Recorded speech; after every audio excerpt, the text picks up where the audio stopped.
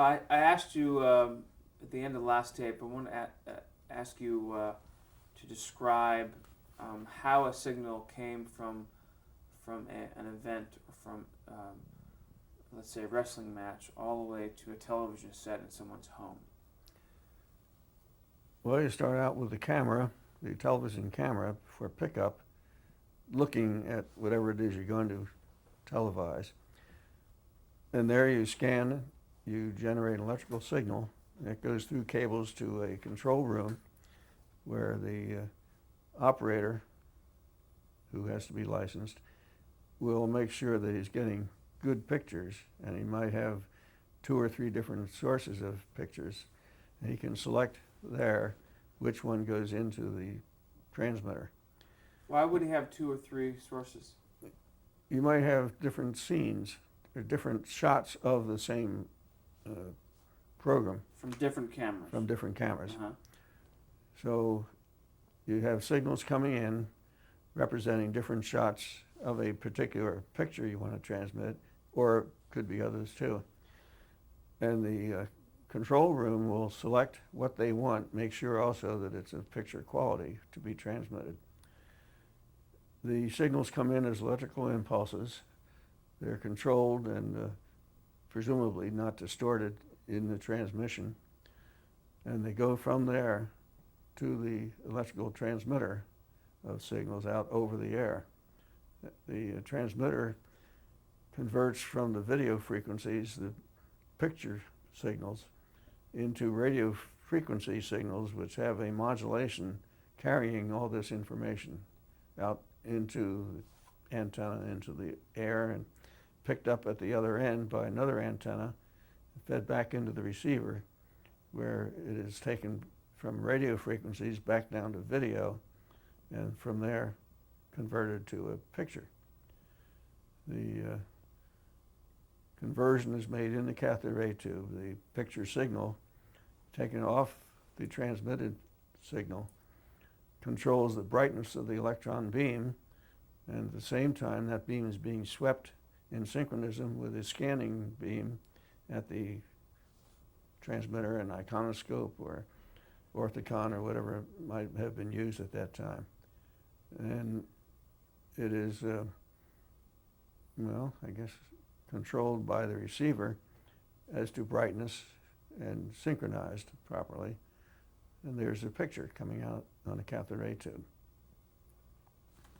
Fantastic. I want to go back to this timeline here.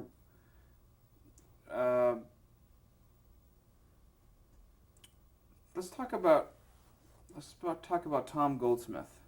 What was Tom Goldsmith's role at Dumont at the time that you arrived? Well, he was one of the early technical employees and was had the title Director of Research. And a lot of the development of what was being done was under his direction at that time. He was very ingenious. He was also a very good exponent of what he knew. He could make a very good teacher, and he could explain things much better than I ever could. But he was also a very likable fellow who had lots of friends throughout the industry as well as in the company itself. He contributed an awful lot to the company's development and was able to bring in lots of good ideas and pursue them and see that they got carried off into a commercial form.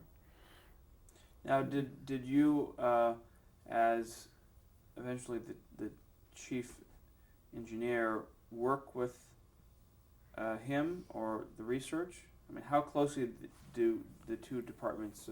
Well, we kept in very close touch, although ultimately when the war came along, we were in a position of not being able to produce tubes fast enough, and we got a Navy contract which led to the construction of a new building in Passaic, or I guess it might have been Clifton. And that is where the research division was housed. That's where Tom and his group had their headquarters. That's where they did their work. The the work they did often went into a further, shall we say, engineering evaluation and conversion into a production type of device that we could then build in the other plant. And that's where we came into the picture.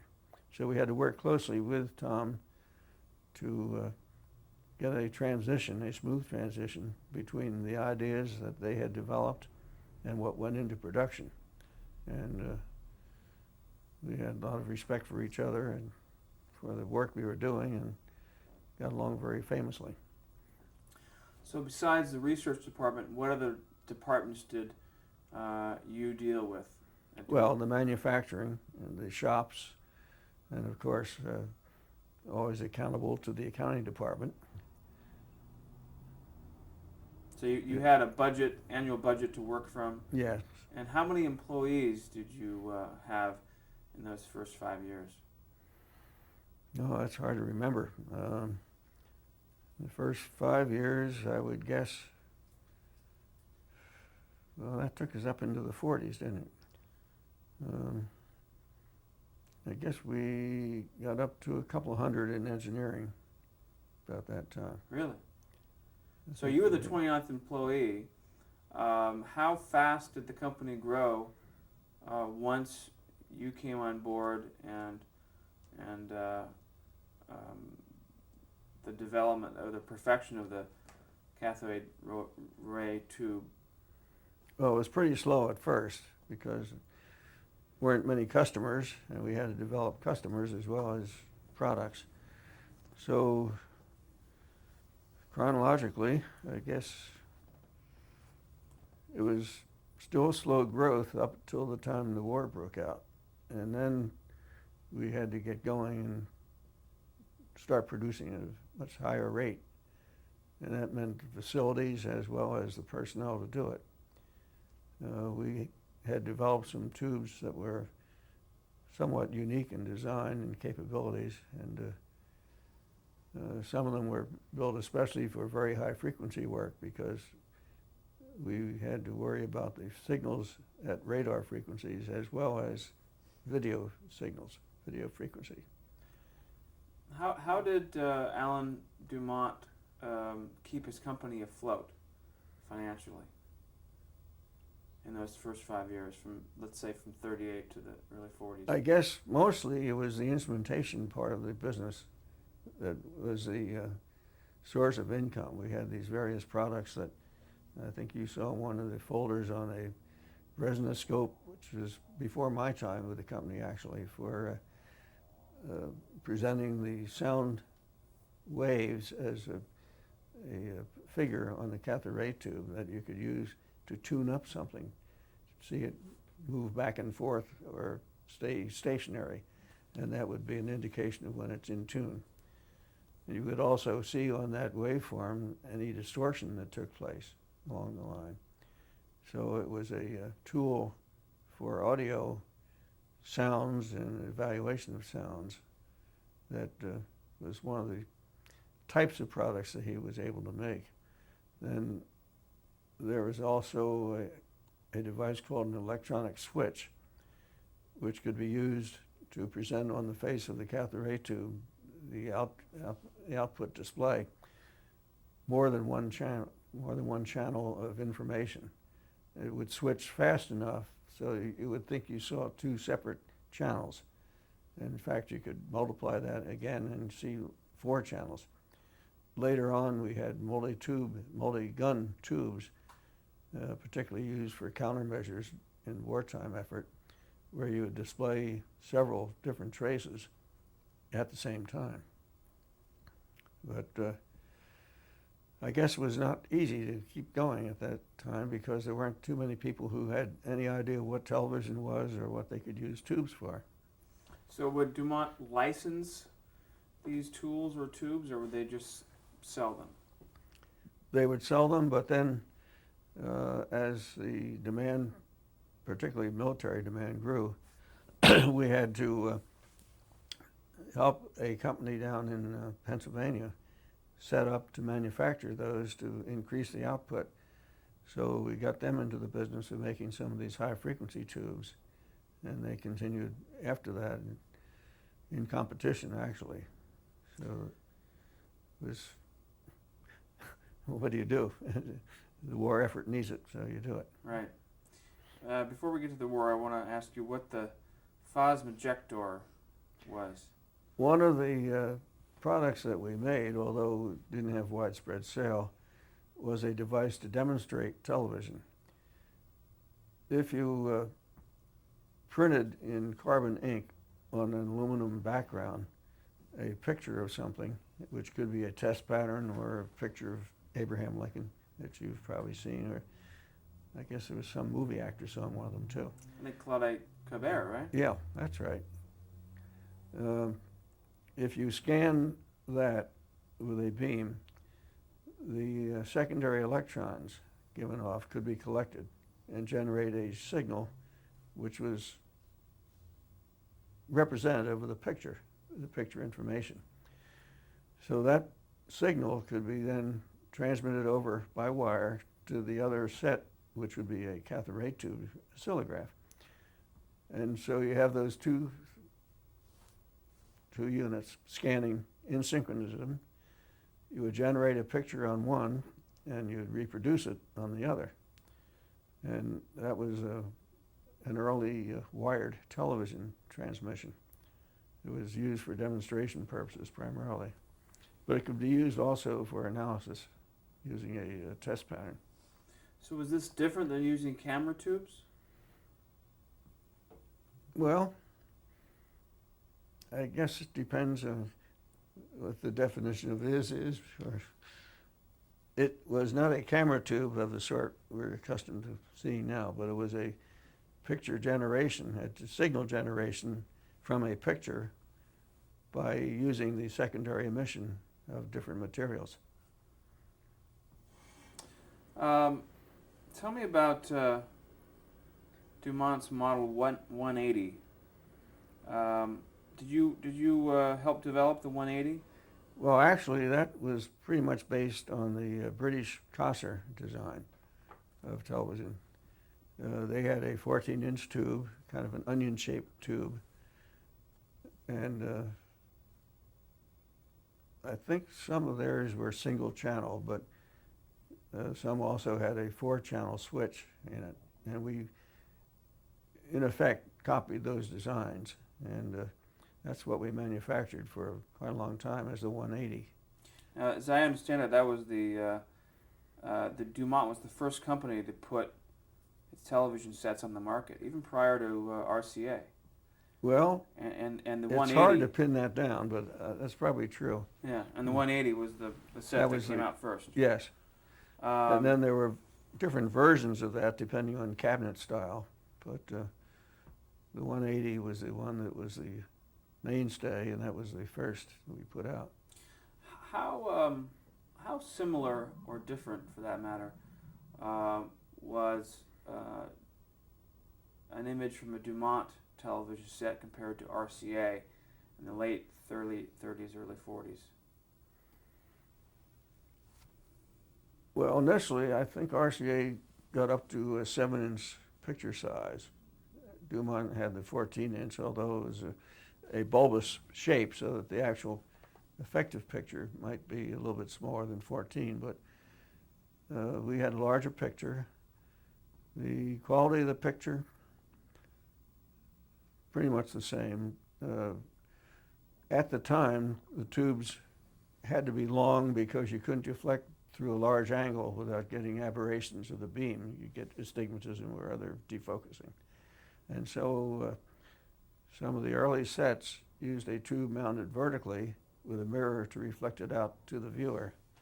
And this is what you probably see in some of the early TV sets made by RCA. The Dumont solution to that on the 20-inch version of the tube was to have the tube motor driven up from a vertical position when it was stored in the cabinet to a horizontal position when it was being viewed, and then back again. That 20-inch tube was a big, heavy thing, but it worked pretty well. The And you worked on that when you started working at Dumont, right? Yes, I guess I designed the bulb and had Corning make the bulbs for that at the time. I don't know if it was a great feat of engineering effort, but it got done. And so Corning had struck a deal with Dumont for. Well, they were a supplier of glassware, and they made the bulbs for us in different sizes for the oscillographs and for television sets. Describe briefly how you would make a tube. What's the process of making a tube to the specifications that you require? Well, the glassware, of course, generally came out of a mold, and a lot of the early stuff was not very elaborate. But when you get to the big ones, you have to mold them in shape. It does require air inside the tube to blow it out against the mold, and then that comes apart. But well, so you had a mold, and then it would be a glass blower. Yeah. Typical that what you would see at a. Except it would be, as time went on, it was mechanized much better than that, of course. And so it was a mechanized glass blower rather than a human. Yes. You'd end up with a big bulb with in the case of the 14 and 20-inch tubes that we used, the neck diameter was about a little bit under 3 inches, I guess. And at the end of the pumping of the gun inserted into the tube and sealed by an array of focused beams of gas ignited and generating pinpoints to generate the heat needed to fuse the glass. You would fuse the glass of the gun stem on which the gun was mounted. We call it the stem, which had an evacuation tube coming out at some point from the press, which is where the wires were sealed in, called a press, sometimes in circular form, sometimes flat. So you put the metal parts that make up the electron gun on the glass stem, and then you fuse that into a bulb, and then you pump it. You put it on the pump and you pull the air out of it. You have to heat it in order to drive the gases out of the glass itself. You heat the gun elements by induction heating with a set of coils running at several hundred kilohertz of frequency.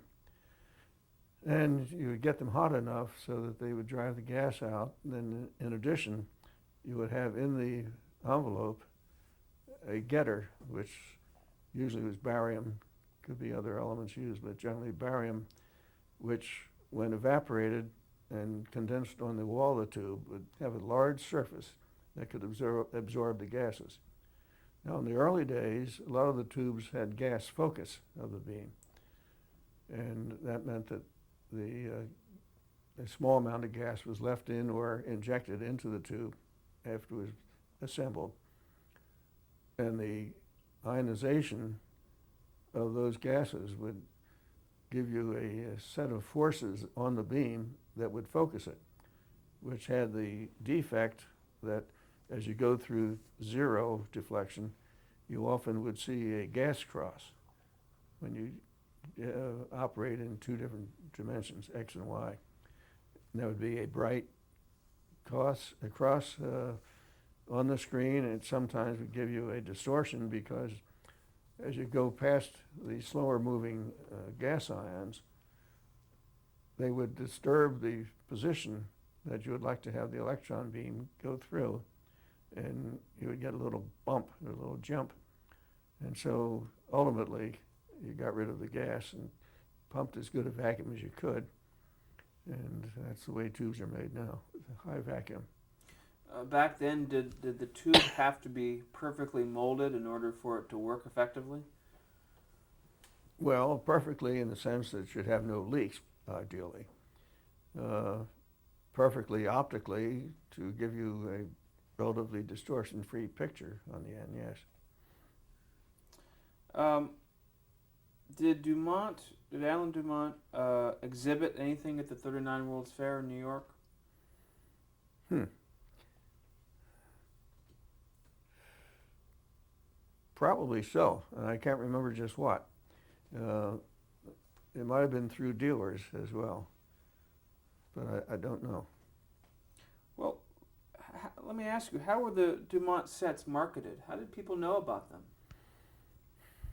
That was part of the problem. Not having a radio distribution system, it was difficult to have a TV distribution system. Just advertising. We took the high road, the high quality, high performance source of television receivers, and the high price as well, usually. What would they sell for? Remember? Well, as an example, that set in the other room, which was a 15-inch set, I converted to 17. We paid $600 for the cabinets alone. That's what we paid. Those sets, I guess, sold for about $1,500. The larger sets, the 20-inch, were about $2,400, as I recall. Back then, But for they a were lot of good money. furniture. Yes, but they were beautiful furniture. Solid mahogany, solid pine. I guess some of this is veneer on the top, but the basic cabinet is solid and high quality, well done, and it attracted people who could afford the best. We gave them the best. What about the lower end Dumont sets? I mean, were there like the 180, for example? Do you remember what that would sell in the beginning?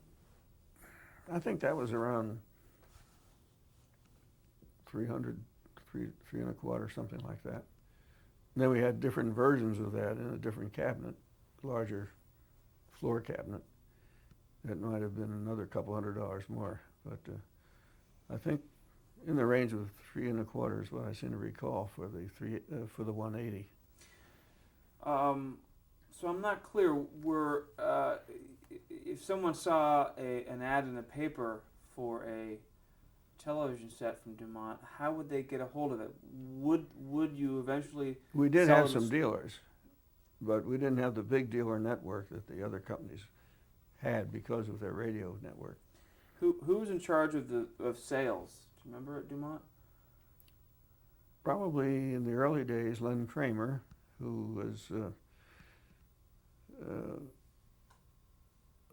son-in-law of Mortimer Lowy, who was involved in some of the financing for the company in those early days.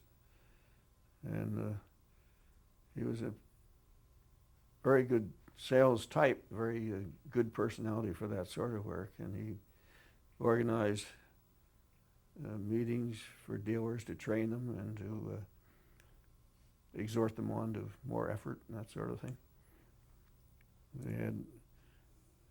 I guess we had dealers come into the plant for training as well as giving them training outside. Were the dealers involved with installing the sets? Yes. We did some of the early installation. Why was that important? Describe that for us. Well, some of the controls had to be adjusted once you were in sight, and had to be adjusted to match the antenna pretty well too, because if you get little, say, echoes or that sort of thing, you could get a distortion of the picture or a bouncing of the picture. And so we often sent someone out to help set up, especially in the tricky locations. We had 2 or 3 fellows, I guess, who were pretty adept at that sort of thing. And they would go out, and hold the customer's hand, and get the set working well, and everybody would be happy. If they had trouble later, we didn't have too much mechanical or electrical trouble in the field, fortunately, but if they had to go out, they could take care of it there. So would it be likely if the set arrived with the technician or the installer and and you just wouldn't get a good signal in a home? Well, that is a possibility if the location was such that you couldn't get a good signal, or at least with the ordinary antennas. That would be a problem. And so the installer, who would be a technician, would try to put in a better antenna if he had one available. And Including a roof antenna? roof antenna, usually, yeah.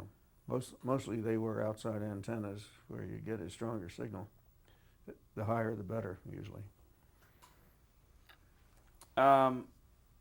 Let's talk about the war here.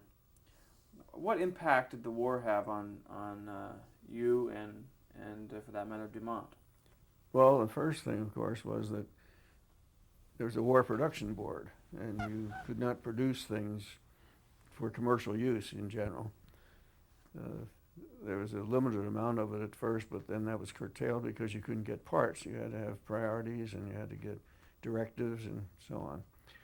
So you were limited as to what kinds of products you could make and sell, and you're limited also as to the kinds of components you would be using for military applications. So that got to be a whole new ball game. And also at the time, we needed to standardize on the things that we were making. There was no military spec on cathode ray tubes that amounted to anything. There was a MIL-E1, which had to do with electronics in general, and part of the effort we put into doing these things was to come up with specifications which would allow us to have a series of specs for individual tube types of different kinds, so that different suppliers could build tubes that would still perform interchangeably with those of other suppliers of the same tube types. We had to come up with a numbering system for tube designation, that sort of thing. That was, sorry about that. That's okay. So that was one of the challenges too. Right. Mm-hmm. So I had, some of the work I was doing was to come up with those parts of the MIL-E1 spec that had to do with cathode ray tubes. So that took a lot of committee work in some cases, and travels down to Washington. We did a lot of work with the Bureau of Ships on various standards for tubes as well as equipment. I may have jumped the gun here. I do want to establish a couple things prior to the war that were key developments of Dumont. One of which, going back to the 39 World's Fair, we're not clear whether Dumont specifically had a demonstration there at 39 World's Fair, but that's when Dumont began broadcasting. Yes. With two experimental stations. One was in Passaic, New Jersey. The other one was in New York. Right. And I'll get to those in a second.